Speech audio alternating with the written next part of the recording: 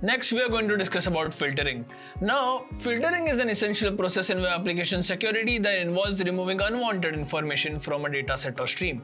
In web applications, filtering can be applied to user input to prevent malicious content from being processed by the application. For example, a web application can filter out SQL injection attempts by blocking certain keywords and characters commonly used in such attacks. By filtering user input, web applications can ensure that only legitimate and safe data is processed, reducing the risk of security breaches and data loss. Web application filtering can be implemented using the following techniques such as blacklisting. Blacklisting involves identifying and blocking specific known patterns or content that are associated with security threats. For instance, a web application might maintain a list of forbidden keywords, characters, or patterns commonly used in attacks and reject any input containing these elements. Example: keyword blacklisting, blocking SQL-related keywords like select, drop, union to prevent SQL injection attempts. Second one on the list being whitelisting. Whitelisting takes the opposite approach by defining a set of allowed safe patterns or content. Any data that doesn't match this predefined criteria is rejected. This approach is highly restrictive and allows explicitly approved input. For example, email whitelisting. Next one being regular expressions. They provide a flexible way to define complex patterns for data filtering. They can be used for both blacklisting and whitelisting based on the defined regex patterns.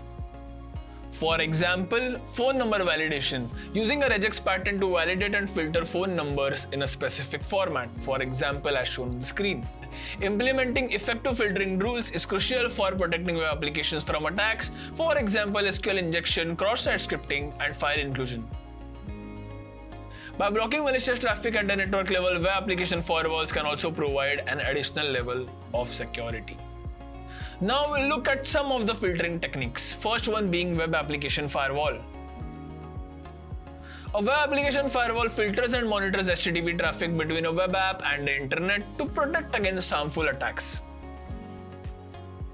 A WAF is a protocol layer 7 defined in the OSI model, not designed to defend against all attacks.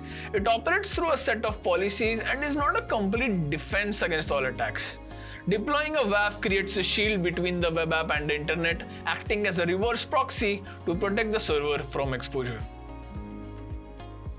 Its policies can be easily modified for faster response to varying attack vectors. Next one being rule sets. WAFs use different rule sets to detect and block malicious traffic. Rule sets usually include either blacklisting or whitelisting procedures. A blacklisting WAF, also known as blocklisting WAF, maintains a list of known malicious traffic and blocks anything that matches that list. It's like a bouncer who knows who I am the troublemaker, sir, and doesn't let them in. But this approach can miss new or unknown threats that need to be added to the list. For example, Cloudflare WAF. So Cloudflare provides a WAF service that includes blacklisting features. It offers predefined security rule sets such as the OWASP Mod Security Core rule set, which helps block common threats. Users can also create their custom queries or rules to blacklist specific words or payloads. A whitelisting WAF, also known as allow listing WAF, allows traffic that matches a pre-approved set of criteria or a list of trusted sources. It's like a bouncer who only lets in people on the guest list. This approach is more secure because only trusted sources are allowed, but it can also unintentionally block legitimate traffic that doesn't match the criteria.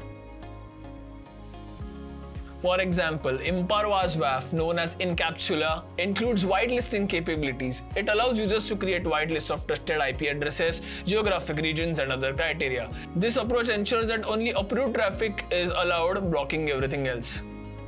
Detecting and fingerprinting. Detection involves determining whether a web application is protected by a WAF. This process typically looks for signs or characteristics that are indicative of WAF protection.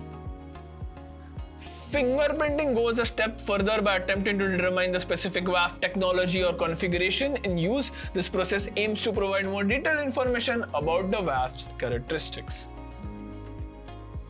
There are many tools available on the internet used for detecting and fingerprinting WAFs. For this demonstration, we will use tools like Nmap and WAFWoof.